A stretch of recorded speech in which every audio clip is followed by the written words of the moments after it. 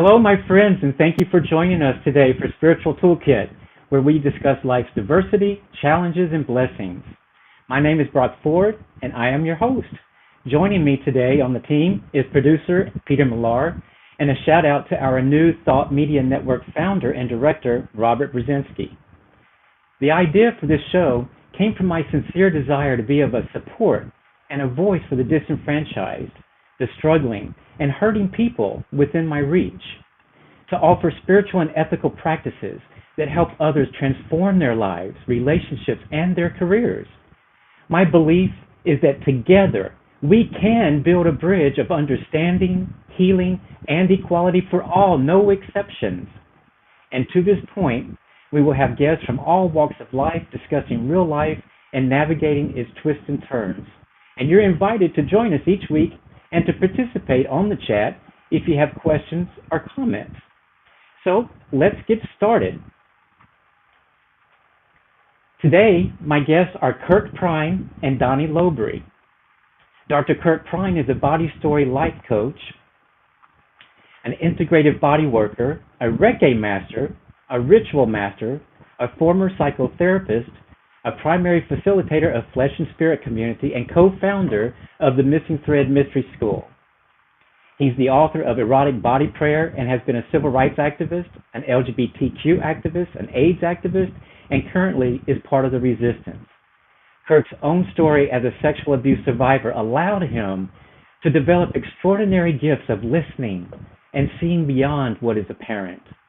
As well, mystical experiences and learning in the behavioral sciences have grounded Kirk as a healer in the Missing Thread, which teaches the wisdom to set you free resides within the body. Kirk's 5 years in seminary and 7 years in graduate studies taught him to ask questions about holistic healing. Exploring across spiritual traditions and gathering the best scientific understanding of how healing takes place has been Kirk's passion and purpose. And you can also check them out at themissingthread.com, themissingthread.com. And then his husband, Donny Lowbury, is a certified massage therapist also joining us today. He's also a certified physical trainer, a body story life coach, a yoga teacher. He's also a Reiki master, a violinist and violist. He's a vibrational sound healer and co-founder of the Missing Thread Mystery School along with Kirk. Donny's also a midwife to the dying and assists the terminally ill with their birthing into death. And I love that phrase, birthing into death. Donny utilizes his channeled violin and viola music to assist in that healing that he facilitates. Donny says these mystical experiences have one important thing in common. They were all activations felt through the body. All these experiences laid down the foundation of his current work as a body story expert. And y'all, he speaks 12 languages, and his skills and life experience call people to liberation and to joy. So with that said, help me welcome Kirk and Donny. Thank you for joining the show. We're so happy to be here. Yes, we're delighted, Brock. Yes. Oh, I'm so delighted that you're here, very much so. It's a pleasure to have you. I believe we're going to have a really interesting conversation and really help some people understand more about their own spirituality. And I think that's sort of the purpose of it. But before we get into all of that, why don't you both tell us a little bit about you, your relationship, when y'all met, when you got married? Give us a little bit of insight into both of you. Well, sure. Let's see. We met on Craigslist. Yeah. Yes. That many years ago, 2005, and I remember seeing the ad there on the men looking for men, and it seemed like someone who just wanted to have a little fun, but seemed like a little deeper than that. But so I met Kirk, and we got along real well. But we neither of us had any idea that we were going to get married or any desire to get married. We just had fun. So we just had fun and kept seeing each other. But, we kind of knew there was a little connection, but that's okay. We're just going to have fun. Never mind. And over time, it just kind of grew into something. And it kind of surprised me, how things happened. And, so that's kind of the basic of it. And I had my own mystical experiences in the meantime, as we were getting to know each other. And as a result of all that, we when Kirk said, "You want to marry me?" I said, "Yes." You had to stop and think for a second. Yeah. Yeah, well, marriage was not something on either of our shopping lists. We were just totally happy and satisfied with our lives, and pursuing our healing paths separately. And when we found each other, my short story of meeting Donny was, of course, as good gay queer men that we were. We had a date, and here we are. And we laid down together for a moment, and I had a vision, and the vision was actually of the opera house in Sydney, Australia. And I said, Donny, have you? And he said, oh, yeah, I've been to Australia. Da, da, da. I said, well, I don't know why it came up, but here I am, kind of having a vision. And then Donny's telling me about how he had just had this amazing experience of a woman who had Alzheimer's, and how he saw the face of we call the beloved, the Christ consciousness in her. And so, needless to say, what started off being a play date for both of us, I knew from the very moment we met, something much more expansive and extraordinary was happening. And in fact, I'll cut a moment. We have a teacher, Shankari the alchemist, who lives in Bali, Indonesia, and she had us over there, and while we were there, or while we were with her, one of her friends was a Wiccan practitioner, a witch, and she said, upon meeting us, she said, Kirk and Donny, this is what I read instantly, is you guys have been together so many different lifetimes and so many different roles that you don't have anything to really clean up. So you're just coming together at a time when you can just be a real compliment to each other. And we went, well, yeah, what she said's true. Yeah. What a wonderful confirmation, Yeah, absolutely. So whether you believe in past lifetimes or not, we felt like, there was something, we were coming unencumbered to have this relationship to mirror back each other's beauty and wondrously madeness. Well, what a wonderful thing to be able to experience. And that's one of the things that I admire about both of you. I met you a long time ago, probably back 1998 or 99, I believe. Yeah. And you both, whether I've seen you on the street or in some of your workshops or just coming into my office when you would come into the Frontiers office, you always are smiling, both of you. And you always have this aura of just peace and love about you.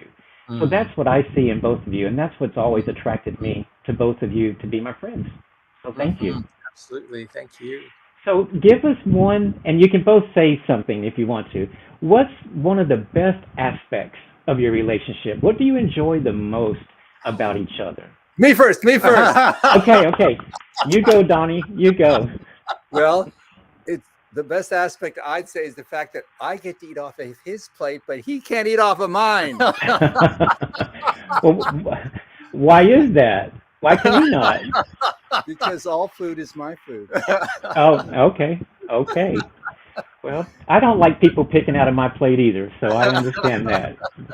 Well, Donny's a big foodie, and when we met, he really did say all of that, and I went, oh, okay, well, at any rate, part of it is what he just demonstrated, which is there's a playfulness every single day of our lives that we share with each other that brightens us up, no matter how horrific our own personal worlds might be, or how horrific the outer world might be.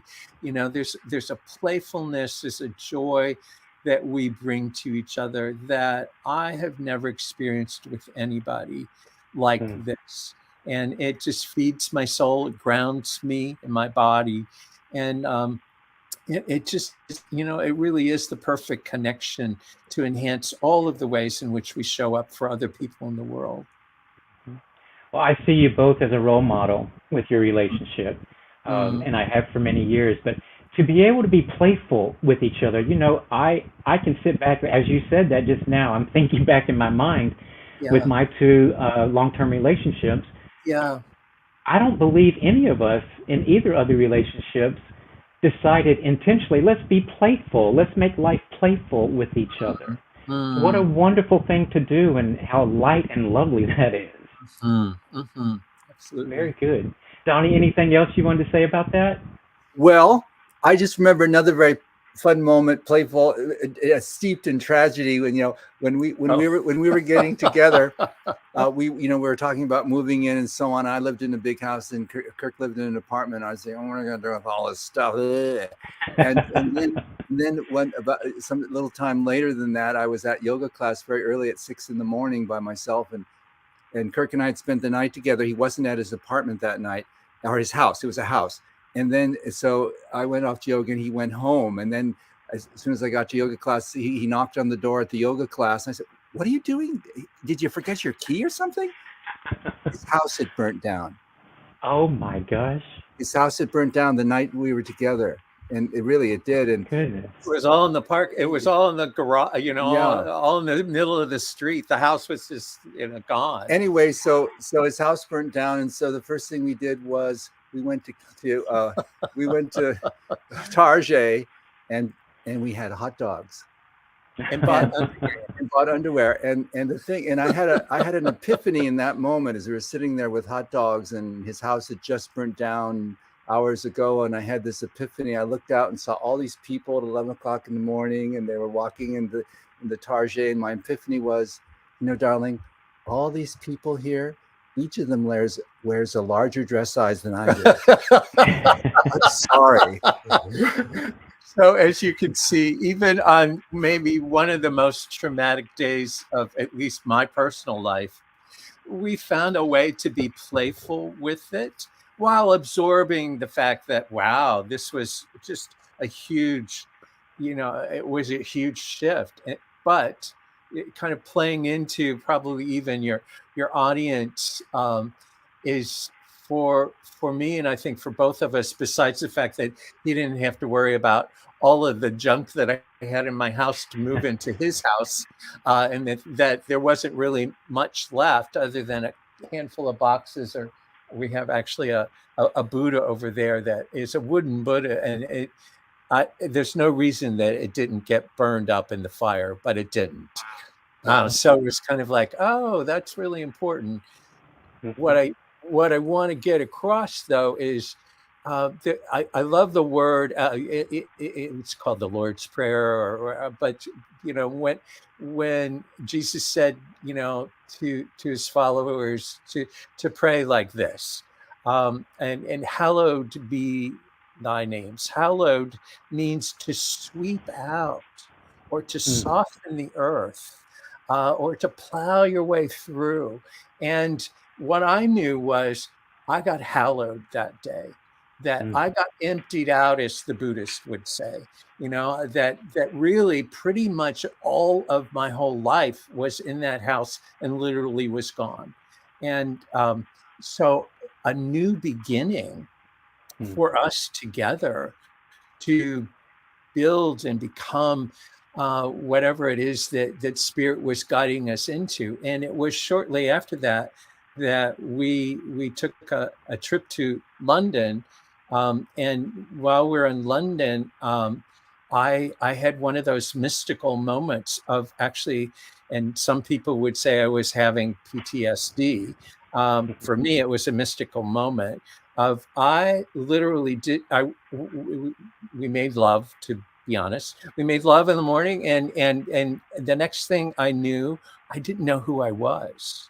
I didn't know who he was. And what, to make a long story short, is that it became a moment where my guides, I call them, all kind of came rushing in. And so a new level of guidance, and I'd already had a lot of guidance before, but it was like now they had a voice, now they had a way of communicating with me. So the gift of that clearing out was, it actually created, I think, an energetic expansiveness for me to hold now new possibilities of knowing information, how to love and serve people even better through my guides. Well, I think that's a beautiful story. That puts you in a place of being grateful, of peace, of what was a tragedy that most people may not have come through very as easily as you did with that. So Yeah, what a absolutely. beautiful way to look at that. Yeah, absolutely. Well, and even in the bio, you talked about kind of midwiving the dying, and we're currently actually doing some work with folks about practicing dying so we can be more alive. But I think both of us really understand that concept of, you have to clear out a space to fill it up. And so making sure that you keep clearing out the space, and making sure that what you're filling it up with is actually just more love, more light, more of whatever it is that Spirit has for our shared purpose, for our individual purposes or callings, to serve people. In New Thought, we call that clearing the path is a big dump, a big spiritual dump comes in. Yeah. You know? We do a lot of big dumps. Yeah, don't we? right. Yeah, I love it. Exactly. Well, let's switch just a little bit. I'd like to hear you share with us a little bit about how did each of you get started on a spiritual path, and did you develop that early in your years before you knew each other, and or was that something that you both sort of joined in together and did? How did your spiritual path begin separately? Well, as you mentioned, I'm a musician, and that's always been my number one interest in life has been music. And so that by itself is a spiritual path, even if I didn't know that. And the other thing that is very important for me is service. And so at a certain point in my life, I thought, how can I be of service with music? And because I'm a queer boy, I thought of a queer way to do it. And I started playing in hospitals, in very odd spots. Not at the I played at the reception area, but in much odder spots than that. I finally got permission to go into the emergency room and into the ICU and to all kinds of very odd spots and play for people or just create a vibration. Alzheimer's clinics, a lot. Yes, just all kinds of places. Yeah. And sometimes I'd even show up at places not announced and just play for people. And so that just took me to a different level. And as you mentioned, after I had done that for a while, I had a deep mystical experience, unprovoked, unthought of, on anything. It just happened. I just fell into it, and playing for an Alzheimer's residence, and just sank into a vision where I saw the face of Christ, and the woman with Alzheimer's. And it was someone told me. I'm sorry. I was just going to say, years ago, I believe I shared this with y'all on your show. I had an experience in my garage, after my mom and sister died. But they call that, the experience that you and I had, someone told me it's called quickening of the spirit. Have you ever heard that before? Sure. Yes, but I never thought about it in that way. Yeah. But I think but the thing important about it, that it's not that I just saw a vision. I felt it in my body. As I tell people, it was like the Niagara Falls of love, standing under Niagara Falls and just receiving the love. And it changed my life. Thank you for sharing that. And it shows, Donny. It shows in you, and it shows in Kirk as well. Just when y'all walk down the street, people can feel your aura. So it's wonderful. Let's switch gears just a little bit, because one of the ways that, I met you back in the Frontiers days when y'all were advertisers, actually, and different things that we would show up at. So I've known you for a long time. throughout the community here. But one of the things that we did together was I was on your show, Queer Tribe Conversations, Uh-huh. and you so wonderfully let me sort of tell my story and how I got out to California and what my life was all about. So thank you for doing that. But let's talk a little bit about Queer Tribe Conversations. Are you still doing that? And fill my audience in on what the purpose of these conversations are and what you're hoping to promote with them. You tell, buddy. Yeah, sure. Yeah. My own personal belief, and I don't expect anybody to necessarily hold the same truths in the same way, but my own personal belief is that we all choose to come to the planet in the bodies, in the settings, in the families in which we occur. So as queer people, I believe that we all chose to come here as queer, and that part of being gay, lesbian, bisexual, transgendered, I plus, that all of those expressions of, for me, are expressions of the divine, and that the Imago Dei, the image of God is incredibly diverse.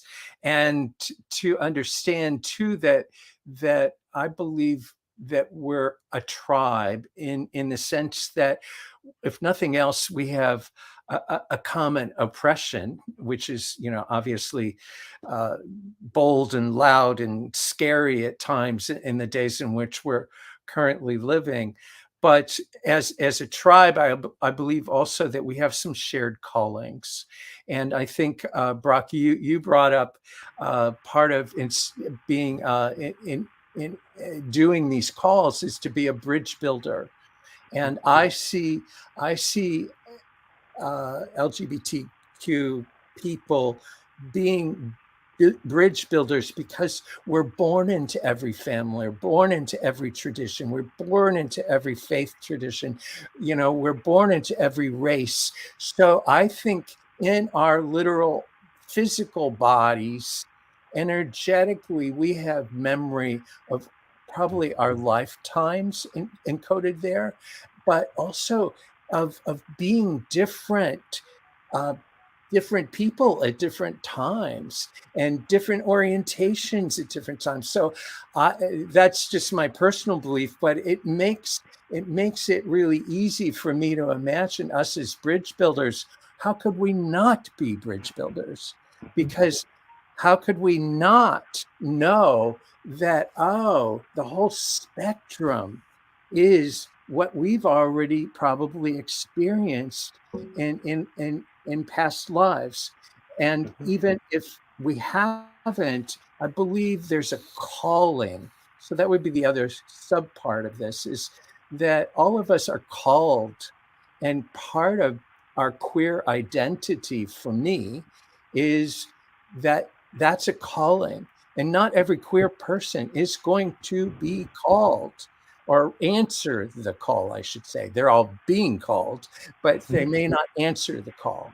To see that somehow their queerness is their spirituality, the divine expression being put out into the world, so that the tapestry of healing can take place. And then third part is that queer people throughout all history have had really unique roles in which we've played. One of the roles that I look to kind of both archetypally, but as real is there. I worked with Melodoma Somé for a while, who is the African Dagra shaman or elder, and in his tribe, his African tribe, they have what are called the gatekeepers, and the gatekeepers are actually gay men. They don't use the word gay. They don't need to, but gay men are then called as part of a subset of the tribe because they have a specific role, and that role is that they go into their caves.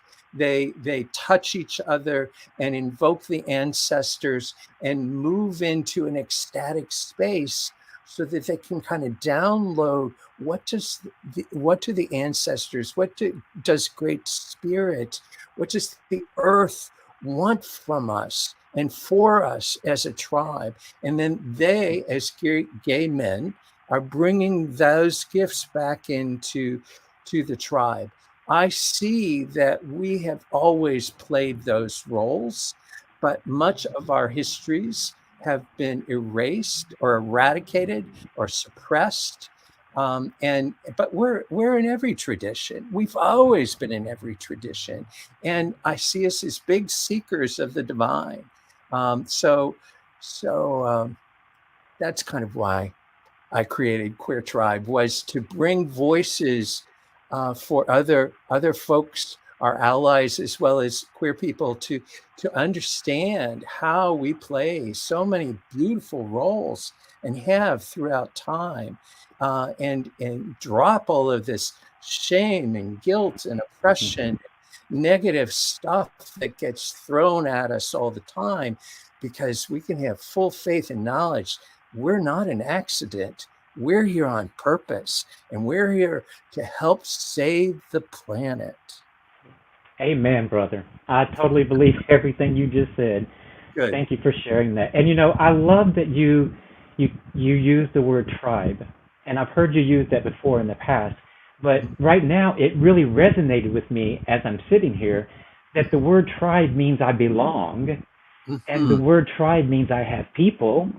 And for a lot of us, we don't have those two things, when we first come out or something of that nature. But I love the fact that it's called a tribe, because it gives me a warm, comfortable feeling that I have people that I can go to. And also is that you said that we're here on purpose, and gay people are here on purpose. And I truly believe that we are the balancers of the universe, and that we are here for a specific reason, to be exactly who we are. And there is nothing wrong with us and or anyone else that's within the LGBTQIA plus community.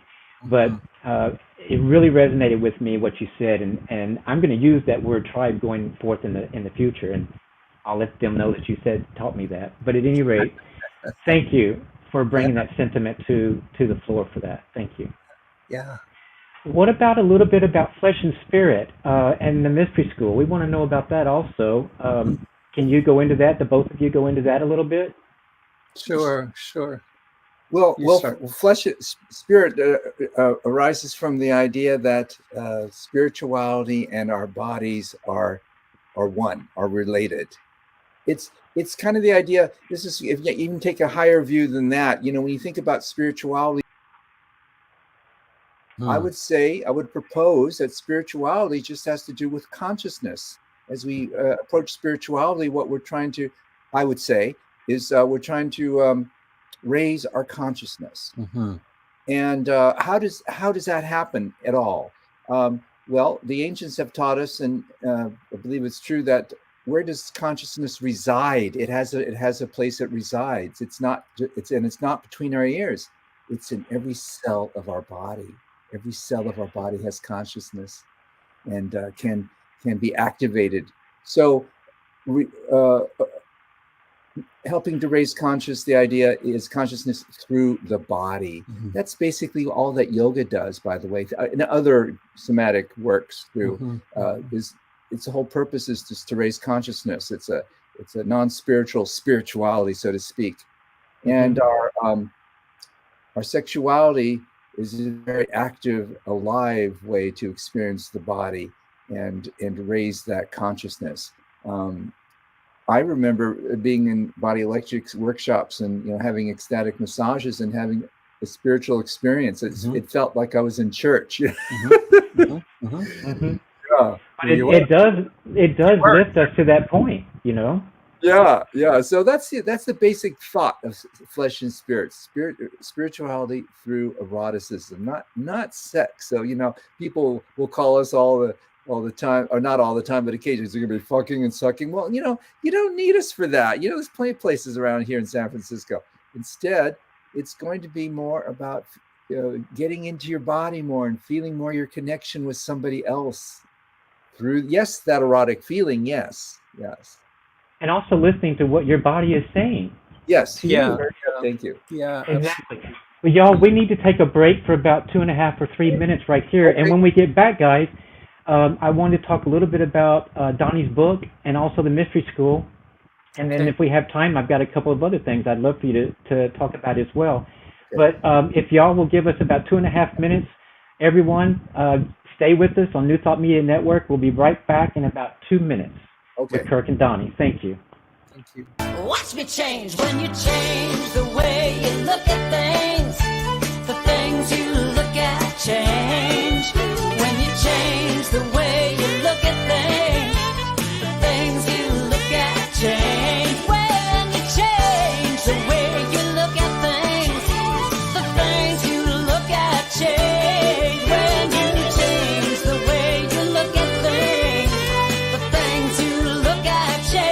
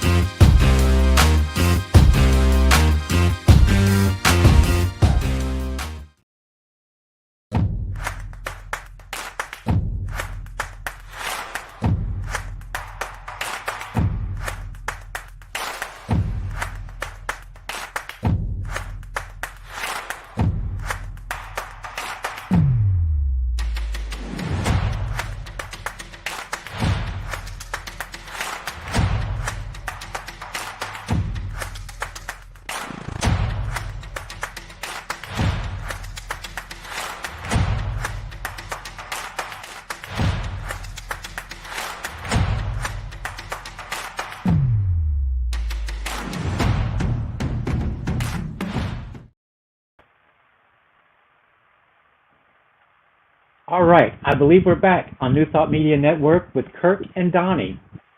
So when we left for the break, we were talking about flesh and spirit. Can we go into the Mystery School just a little bit, guys? Sure. Wonderful. So the Tell Mystery us a little bit about that. Yeah. Well, it's an offshoot of the Flesh and Spirit, and back in the late 2000s, we started working. Had a business coach, and we're trying to figure out what we're going to do, or what the business we're going to have. We told him about Flesh and Spirit, and he's very broad-minded, not a gay man at all, but very, very broad-minded. And we told him about this work, and he said, well, did you guys ever think that this work should not just for gay men? Shouldn't it be for the whole world? I mean, other kinds of people. And that's, oh, wow, we never thought of that before. So, that's when we founded the Missing Thread. So it's for other kinds of people. And what it turned out to be, for, well, not just directed at, but many women were very interested in it, that were entrepreneurs. So obviously we kind of downplay the naked part and the sensual part, but still the essence of the work. So we ended up working with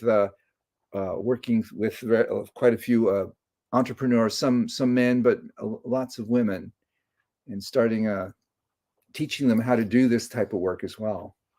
So the Missing Thread became kind of the venue for us to work with everybody from any sexual orientation, any gender, and bring kind of the good news of our work that Flesh and Spirit was all about, which is that I want to come back to, some of what Donny was saying. So for the origination of flesh and spirit really came out of the AIDS epidemic. Mhm.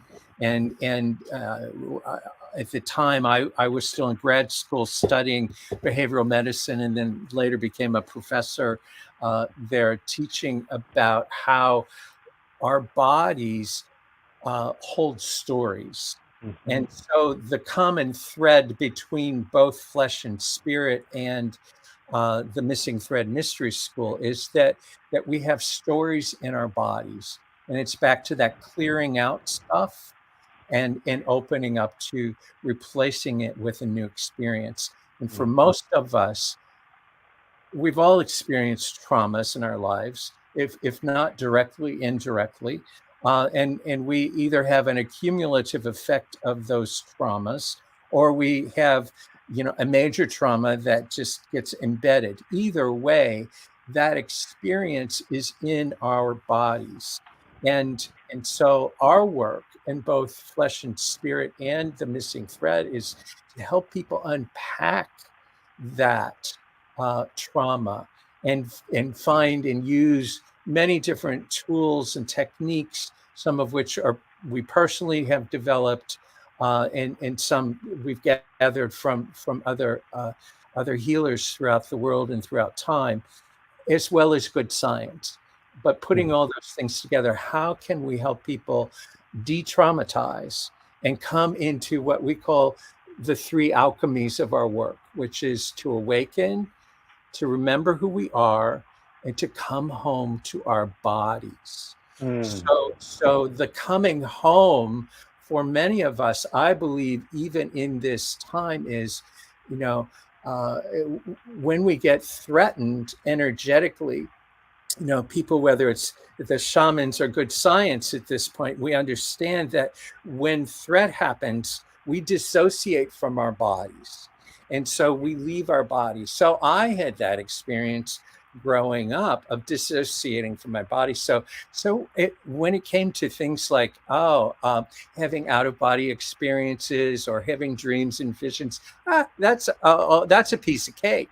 Was not a piece of cake for me was to actually inhabit my body, to fully be alive and well in every cell of my body without a shield, without filtering out the threats of intimacy and connection with people. So we've taken all the work from flesh and spirit and brought it into the missing thread, and much of the work is about what we call body story work, and shedding whatever it is that we need to shed so that we can replace it with a new experience. But our work is very experiential. So it's not just teaching people didactic information, which is great and fabulous. I mean, I was a psychotherapist for 17 years. I listened to people. They made incredible changes. But now engaging the body in the healing process actually shifts the whole dynamic and accelerates the whole dynamic of healing. I got the privilege of working with Elizabeth Kubler-Ross before she died, and she used to talk about, there are 4 quadrants to everybody's life, and that's our intellectual self, our emotional self, our spiritual self, and our physical self. And when we work on all 4 parts at the same time, we just escalate the process of healing, of liberation, and manifesting our heart's desires. So being in our purpose and feeling activated in that purpose, all of that happens when we declutter all of this stuff, but we've got to declutter it experientially as well as refill experientially. So replacing the wounded experience with a healed experience, with an ecstatic experience. And that's where we've seen literally sometimes miracles take place, just because people changed their mindset, but their mindset was through the whole body. So I hope that gives you at least a little some gyms to work from. It Seeing, does. It gave me a whole lot. And it yeah, actually reminded me, you probably know Greg Braden, the author. I do. And, Yes. he talks about in his book, it was one of the books I had to read for seminary, Mm, was how it's the feeling nature. It's not so much our words, yeah. but it's the words perhaps with our deepest feeling nature that brings about our life, brings Yeah. about our existence, brings about what we see and what we experience. And Sure. so, just with what you're saying, that feeling nature, it's if we can tap into how do we feel about this situation, and what is coming home, so to speak, you Hmm. know. So a lot of I'd never thought about that. It took me years to understand that and to think about that and to incorporate that into my life. But that feeling nature is very important. So I'm glad that you do that, and I would like to know more about that, and we'll talk about that personally. But Okay. at any rate, um, we still got about 15 minutes left. So wonderful. Right. Um, I wanted to get into. I know that you do. We've talked about the ecstatic rituals and things of that nature. Um, what about the Reiki and the massage classes that you do? Sure. Um, Give us a little bit of insight into what's the difference of those. Sure. Well, Kirk and I are both certified massage therapists here in California, and one day when we were going to do some other event, we had some extra time, wanted to fill it up, so we decided just to teach the guys a little massage, and we found that it was very popular and guys really were interested in it. And what we later discovered was that there is a niche for guys that would like to learn some massage but don't want to take the whole professional course, which is 600 hours and $10,000. They don't want that much. So, but there is a hunger to want to learn how to massage properly. So there's that niche. We've discovered that niche. So what we started doing was offering these, we call them massage basics classes, where in 3 hours, we'll teach them the very basics of body mechanics and one body part. Like for example, back is our next body area. Then a month later, we'll teach the class again, but this time we'll do a different body part. Like after back, it would be back of arms. And we just go through every body part once a month until after about 6 or 8 months, you've gone through the whole body. But each time we're doing the all important body mechanics, so people know how to use their bodies, so they don't, so their backs are save their backs and their other. So that's what the massage basics is. And then the massage exchange is simply that, is where guys get together and just have a massage experience with each other. So we have some ice-breaking little exercises. I think they're fun little exercises, just kind of get them touching and feeling. And there's a gentle undressing of each other. It's really kind of fun, and guys seem to like it. And then we get them on tables, and then we have each guy's on the table for an hour, and they get massage in rounds, 4 rounds of 15 minutes each, and then we switch the masseurs, but they stay on the table. Just kind of a whole scene of massage. Well, Yeah. right now, Go ahead. I was going to say that right now I'm sort of emulating what that would feel like, and I'm like, wow, it would be wonderful to have a massage right now. Yeah. But Right. Absolutely. What's the how does the massage that you do help you in your death and dying work? I know that you talked about that a little bit. Is it the ritual, the ecstatic massage ritual? Massage. Yeah. So the ecstatic massage is using breath, using sound, and using massage to raise the energy so that we go through kind of a life, death, and rebirth experience. So after a man's been on the table, or a participant's been on the table doing for almost an hour.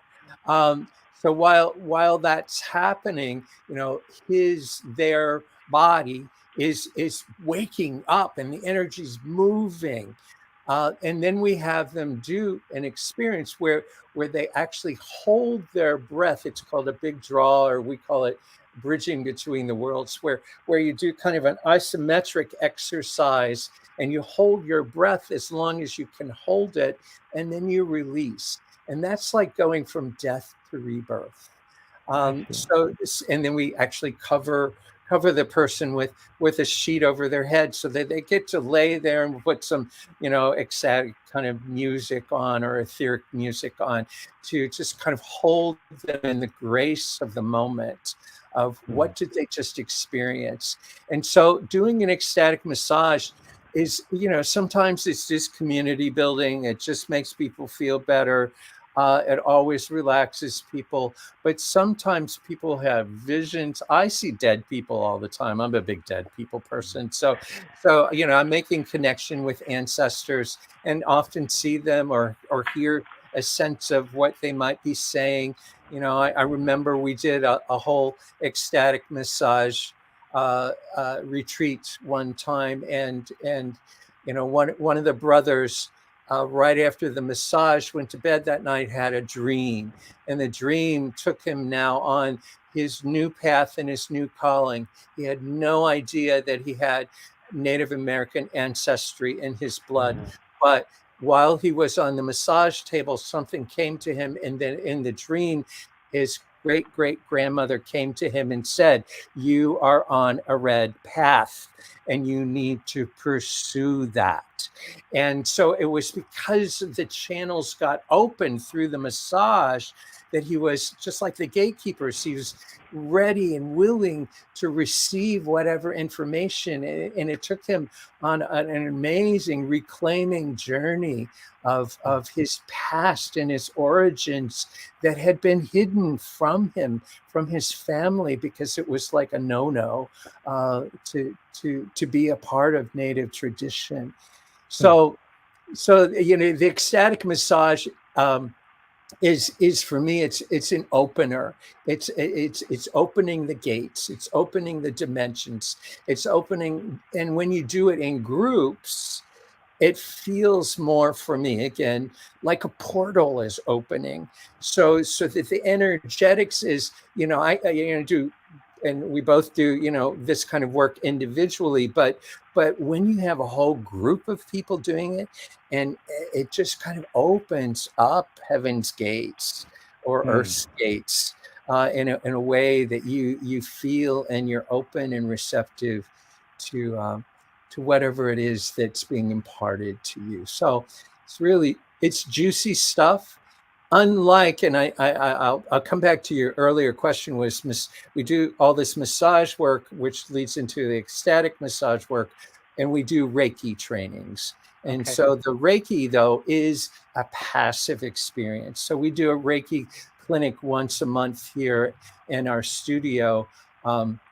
And we have practitioners we've trained to just lay hands on people. It's a clothed experience. It's for everybody, no matter what gender and orientation. But it's a passive experience of just opening up to the life force and being a channel of that life force. It has no dogma to it, but people will have just, again, gentle, soft experiences, or they'll wake up. Part of Reiki itself is a symbolism. One of the symbols for Reiki is about opening up the truth that will set you free. So what is it that you need to know to set you free, or to get you on a path of more direct healing? And so while doing Reiki, they may just kind of absorb something, but once again, they may have some impressions, or they may have a dream, or the facilitators might have some impressions. So it becomes this healing dialogue of learning information that oftentimes leads people further on their path of healing and escalating that process. Well, I want to be a part of your next one. That sounds awesome. Good. But listen here, guys, I can't believe it, but we have like 10 minutes left, 8 minutes left. But we've covered a lot, and it seems like we just got started. I know. So, will you guys come back another time, and let's go deeper and get into this even I more? would love to. Yeah, I mean, I really believe that the more people get it, that our bodies are not separate from our spirits, the more we're going to heal ourselves and the planet. So I'd love to continue the conversation. And thank you for letting that be your last thought as well. It's always about the healing. Thank you for that. Y'all, you have been wonderful guests. I really have enjoyed this, and I believe our listeners, our viewers, will and have gotten a lot out of this, and hopefully open some eyes and open some hearts to more understanding of this information. So thank you both for joining us. And y'all, what we're going to do is Donnie is going to play us out of here on a little bit of a meditation. If you want to watch, you can watch, and if you want to just close your eyes, you can listen. But we're going to allow Donnie to entertain us a little bit with a meditation going out. And we've come to the end of our show, so what's going to happen is, again, Kirk and Donnie, thank you. Ready. And then next week, y'all, just wanted to remind you that next week I've got Reverend Maggie Oman Shannon coming to discuss her ministry books and art, and what she does in her spiritual life as well. And also check out all the other great shows on New Thought Media Network at ntmedia.org. And I'm going to say goodnight, because what we're going to do is we're going to let Donnie just take us out of here, and when it's time, Peter's going to just click the button and we're going to be gone. But at any rate, thank you to the viewers, thank you to everyone that participated today, and Peter, thank you. And of course, Kirk and Donnie, thank you so very much. And Donnie, are you ready? Yes. Let's go.